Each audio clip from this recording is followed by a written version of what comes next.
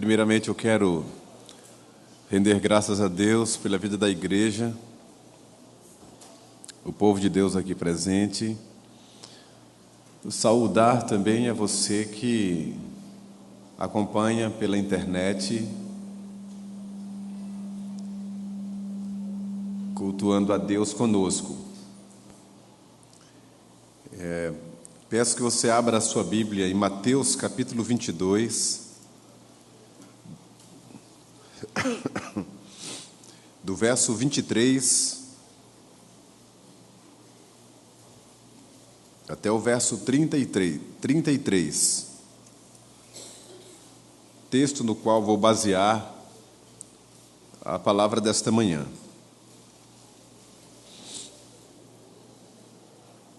A quem visita a igreja, receba o abraço do povo de Deus, nossas boas-vindas, e que Deus abençoe ricamente a sua vida também.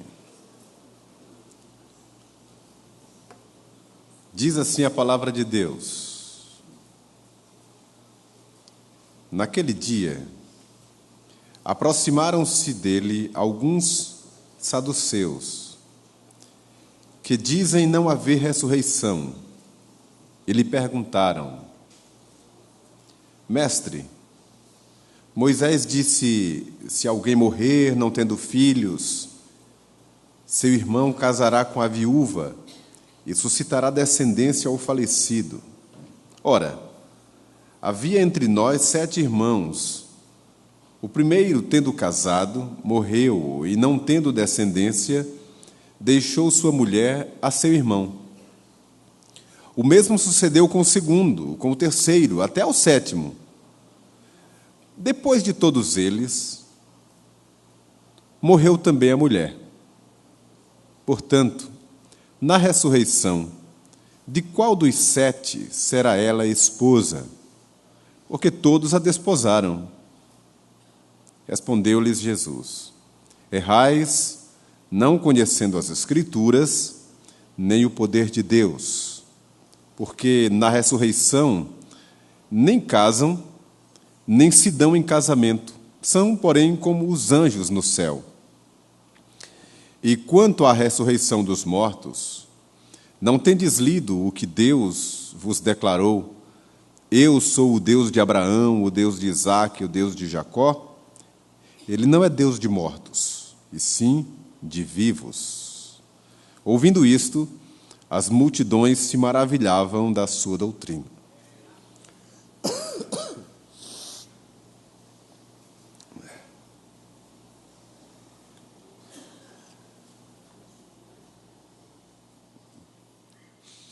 Irmãos, no pouco tempo que nos resta, eu quero não polemizar, porque só ler o texto já é uma porta aberta para perguntas, muitas dúvidas, mas deixe-me ir direto e partilhar com você esta palavra. Primeiro, os saduceus. Quem eram os saduceus que testaram Jesus com essa engenharia, não é, retórica? Os saduceus eram um grupo religioso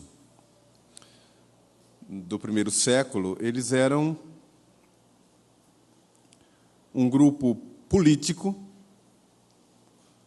também religioso, não é?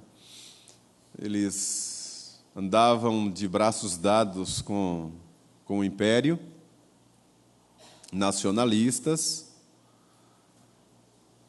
Politicamente, eles eram altamente liberais,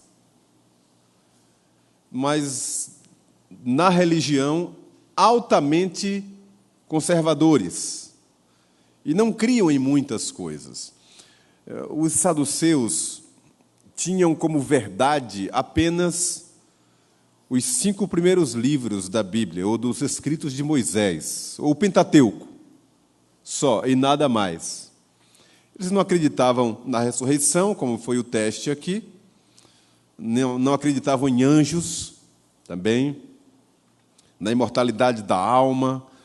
Eles não acreditavam nessas coisas. Legalistas ao extremo e provocadores. Em Atos dos Apóstolos, capítulo 23, há uma outra referência no verso 8 sobre o que eles também não criam. E fizeram esse teste. Como os fariseus em vários outros momentos também fizeram. Eles não queriam uma resposta objetiva, não era isso.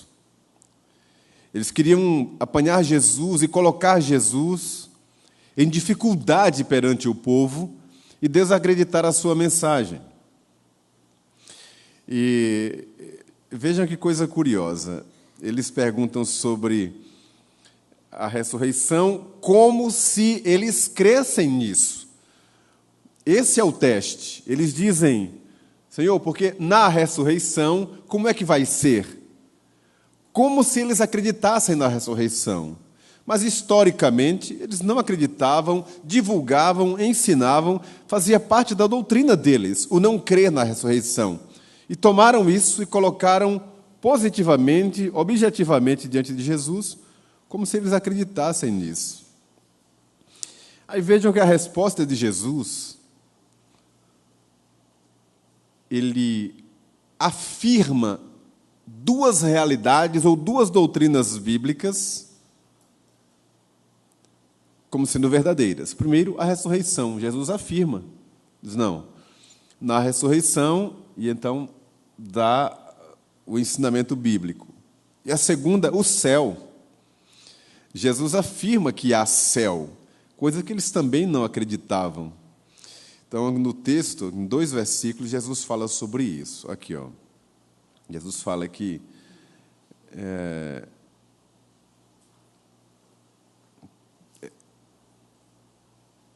verso 30. Porque na ressurreição, nem caso, nem não se dão em casamento, são, porém, como os anjos no céu.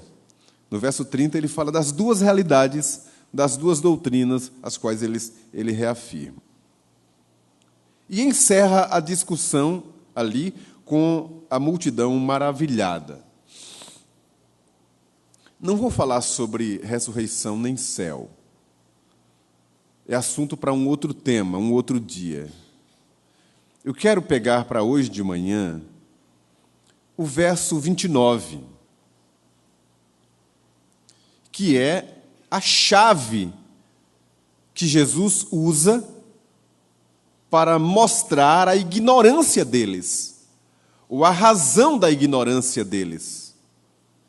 Toda aquela discussão, a disputa ali em foco, tinha uma razão, que era a ignorância de quem perguntava, embora houvesse a malícia. Mas a razão está aqui, verso 29, que vou reler. Assim que eles terminam a pergunta, Jesus então responde: errais, não conhecendo as Escrituras, nem o poder de Deus. As Escrituras, no caso aqui, são os livros do Velho Testamento, de Gênesis a Malaquias. O Novo Testamento não havia sido ainda escrito, mas era um texto que o próprio Cristo lia e conhecia, do Gênesis a Malaquias, que é o que é chamado pelo próprio Cristo, dividido em duas categorias: a lei e os profetas. A lei e os profetas, que constituem, ou se constituem, nas Escrituras que Jesus lia. Ora, os saduceus conheciam a fundo, teoricamente, o Pentateuco, que são os primeiros livros da Bíblia, de Gênesis a Deuteronômio. Não é isso? E ignoravam os livros históricos, poéticos e proféticos. Não aceitavam como revelação de Deus. A ação profética de falar em nome de Deus, isso também estava descartada. Esse elemento, para eles, místico, era completamente descartado, de Deus usar um profeta, além de Moisés, para falar ao povo de Deus. Nisto residia a ignorância deles. E grande erro de não conhecer a Escritura. Sabe o que isso quer dizer para mim? Que há duas fontes que precisamos observar do engano teológico e doutrinário. Um deles é a ignorância, o outro é a malícia. Ambos estão presentes aqui no texto, no exemplo dos saduceus, ignorância e malícia. E eu vou falar sobre essas duas coisas para a gente pensar um pouquinho na nossa realidade. Ignorância é quando não se sabe mesmo. Seja por uma questão instrumental, não ter acesso, nunca ter ouvido, seja por negar a realidade ou não buscar aquela fonte de conhecimento. E então vem a ignorância. E a malícia é quando há acesso à informação. Há uma informação que chega por segundos e terceiros, mas o ouvido está fechado àquela informação. Mesmo assim, as pessoas que têm esse lastro de conhecimento teórico, maliciosamente toma posse daquela outra informação distorcida, e então lança sobre os outros maliciosamente para fundamentar os seus equívocos.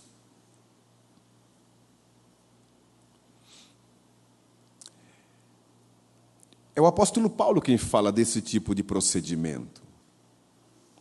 De homens que tinham a mente pervertida e que entravam em casas de mulheres, de viúvas e de pessoas ignorantes para ludibriar as pessoas.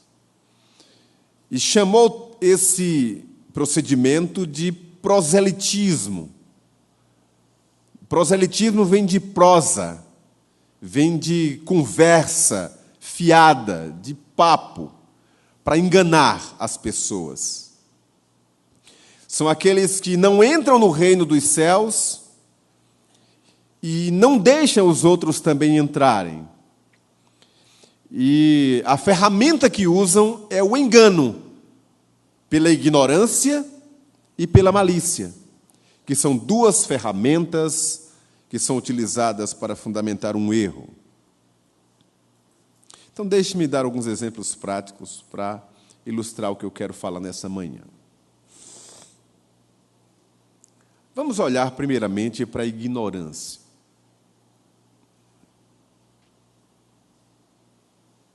A pessoa errar o caminho por não saber o caminho.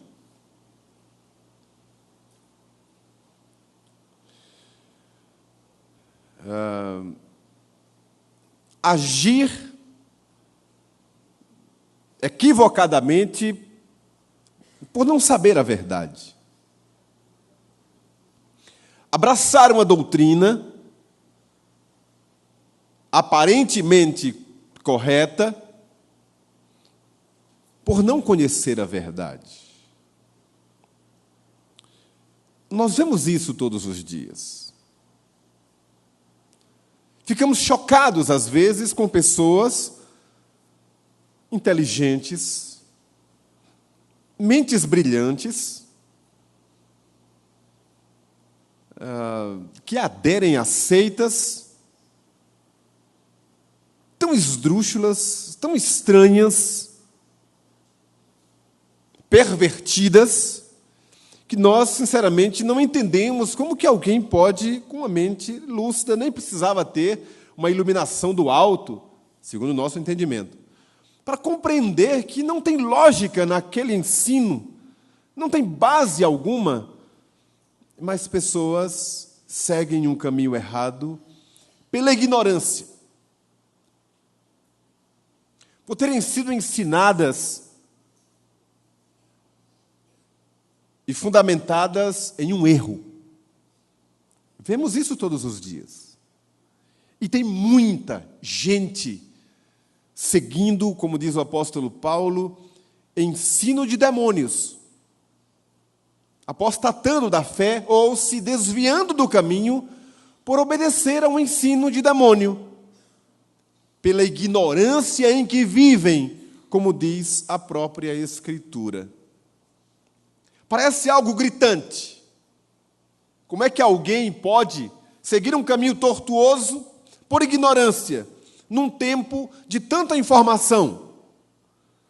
Mas notem vocês o seguinte: essa ignorância não é só dos que não nasceram de novo, daqueles que nunca ouviram falar de Jesus e que são guiados por um espírito de mentira que governa um mundo pagão. O engano pode desviar pessoas que estão na igreja, pela ignorância das Escrituras. Se não fosse assim, Jesus não teria advertido os seus discípulos, apóstolos, com tanta veemência. Se não fosse assim, não haveria, nas cartas de Paulo e dos demais apóstolos, tanto convite, tanta ênfase e tanto apelo ao apego às Escrituras para que não haja desvio. Se há esse convite e essa santa advertência, é porque há a possibilidade de quem está na fé se desviar pela ignorância, por não conhecer a Escritura. E querem ver um exemplo bem prático? Não abram agora, eu vou fazer referência, você já deve ter ouvido muitas vezes. O apóstolo Paulo escreve aos Efésios, que é uma carta muito densa, uma carta doutrinária, uma carta dogmática. E ele diz no capítulo 4 que nós devemos buscar o crescimento e crescer em tudo, para que não sejamos mais como meninos, agitados de um lado para outro, levados por todo o vento de doutrina. Ele não está falando para ímpios, que podem ser levados para qualquer lado pela doutrina errada. Está falando para a igreja, e não é qualquer igreja, é a sólida igreja de Éfeso. É para a gente também. Precisamos abrir os olhos. Por que estou dizendo isso? Porque estamos reunidos numa manhã de escola bíblica dominical, que vai começar daqui a alguns minutos, eu vou encerrar daqui a pouquinho. E temos batido nessa tecla sobre a necessidade do estudo, da pesquisa, do envolvimento no estudo bíblico, porque isso é o que nos dá firmeza e nos livra de um grande erro, de, pela ignorância, bebermos veneno. Errais, não conhecendo as Escrituras. O erro deles, primeiro, estava na ignorância das Escrituras. E são tantas abordagens que poderíamos falar nesta manhã sobre isso. Mas eu quero trazer esta palavra para a Igreja Presbiteriana da Bahia, que carrega nas mãos a Bíblia Sagrada. Mas nós somos uma geração de pessoas altamente ocupadas. de agenda muito lotada, de dia a dia sobrecarregado, que não estuda mais a Bíblia, que não tem mais o hábito de leitura diária e meditação diária, de ler a revista da escola dominical em casa. E eu digo isto sem medo de ser profano. Na revista da escola bíblica, você sabe, já deve ter visto, ou quem sabe até já se esqueceu, tem um plano de leitura diária para ir acompanhando durante a semana. É uma forma de estimular e orientar os crentes a estudar em casa, para que no domingo, no período da escola bíblica, ele já tenha familiaridade com o assunto, já saiba o que vai ser tratado, tenha perguntas para fazer, uma participação mais objetiva e cresça. Mas isso não é feito. Não há mais estudo bíblico durante a semana, nem mesmo nos cultos na igreja durante a semana. Poucos vêm, alguns vêm. Porque a dificuldade de estacionamento, de fato, há outras formas. Quando a gente quer, a gente busca, a gente dá um jeito. É porque não está mais nessa geração a busca pelo estudo da Escritura. Não se estuda a Bíblia. E esse é um grande erro, é um grande mal, porque a ignorância gera morte. Então, em primeiro lugar, aquela conversa toda sobre ressurreição, quem é que vai ser de quem e tal. Era um teste, mas eles revelaram duas coisas ali. Primeiro, ignorância. Eles não conheciam a Escritura. E Jesus disse que era um grande erro. Segundo, a malícia.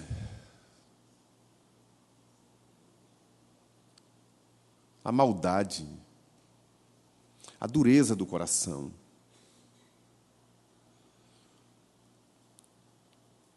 A falta do conhecimento bíblico endurece o coração.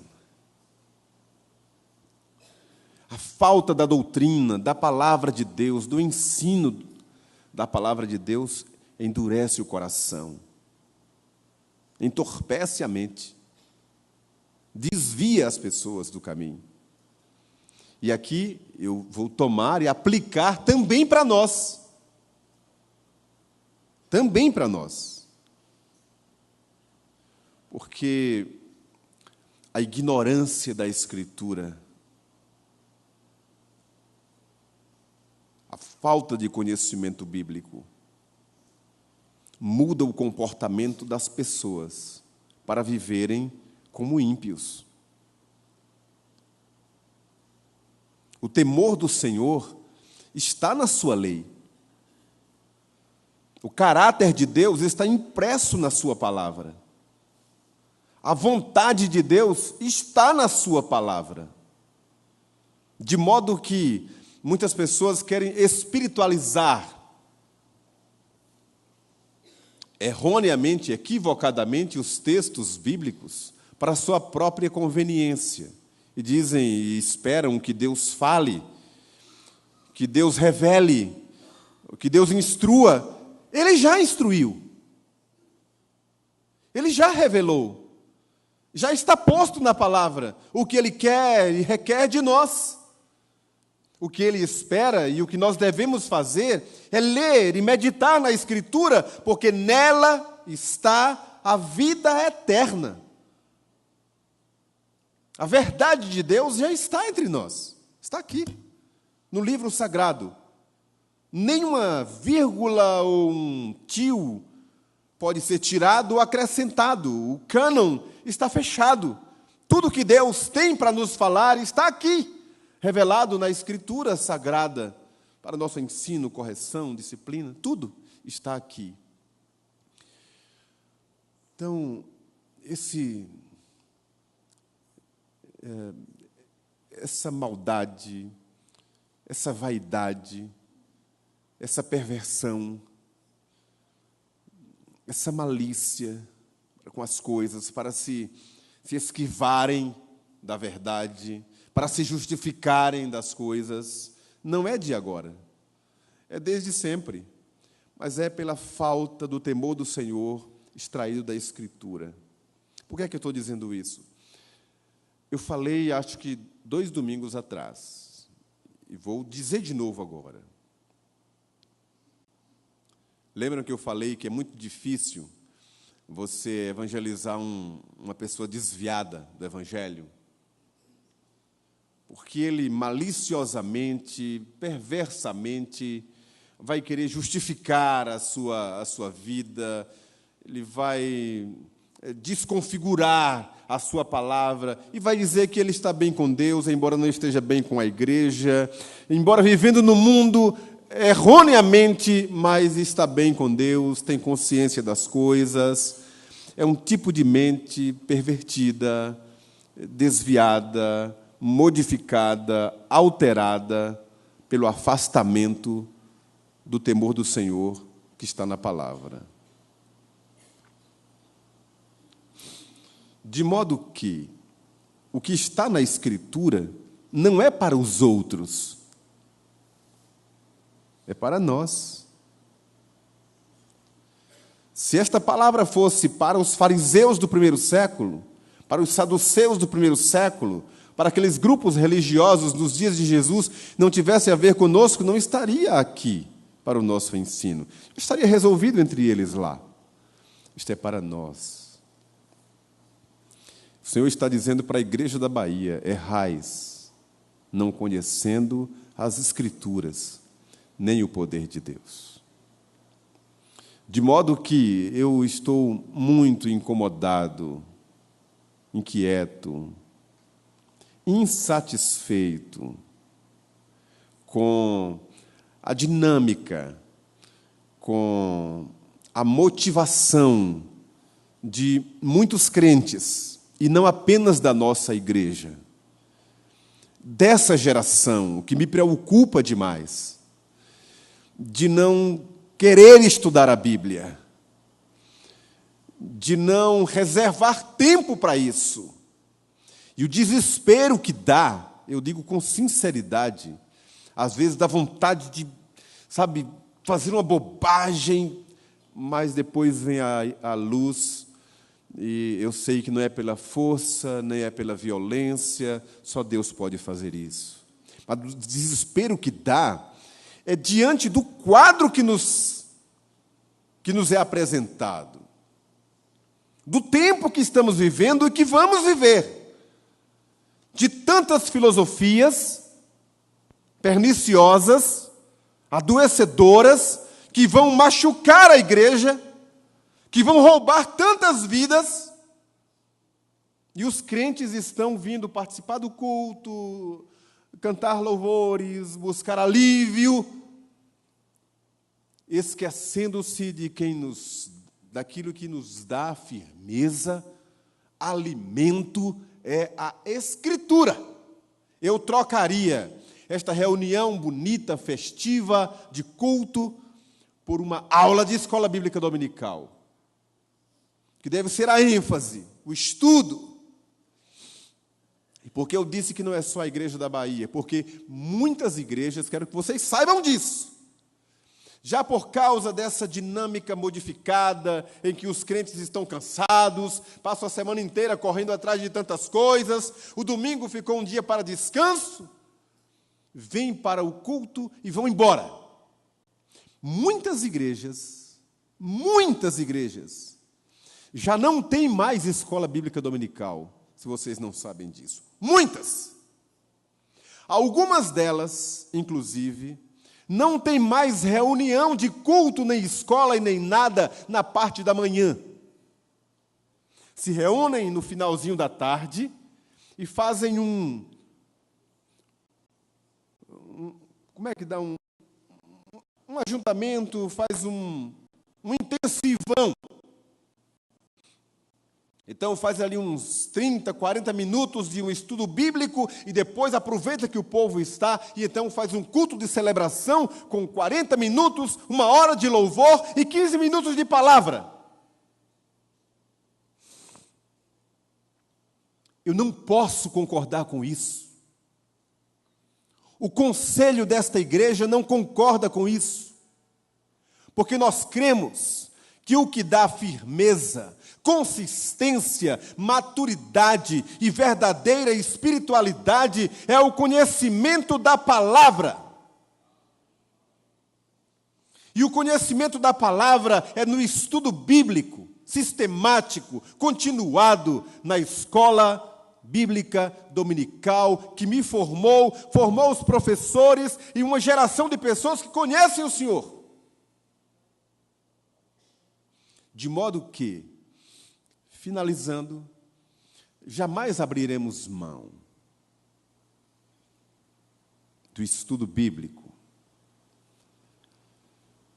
da escola dominical, o que vimos hoje de manhã aqui com os nossos filhos. Não vamos abrir mão.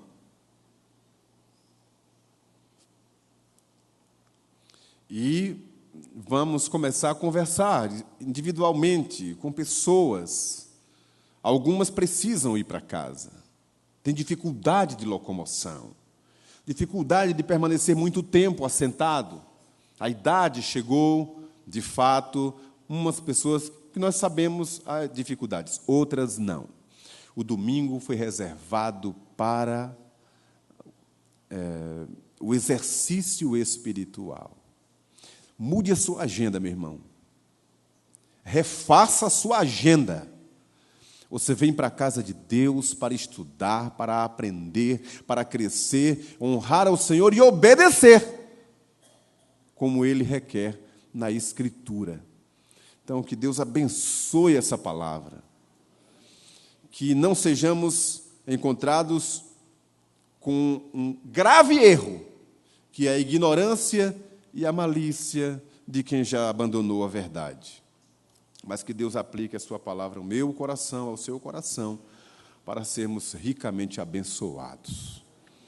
A escola dominical está começando este ano com força total. Nós queremos chegar ao final do ano com um resultado abençoador de classes cheias, de novos membros, de pessoas conscientes, de pessoas amadurecidas. Que o Senhor nos abençoe.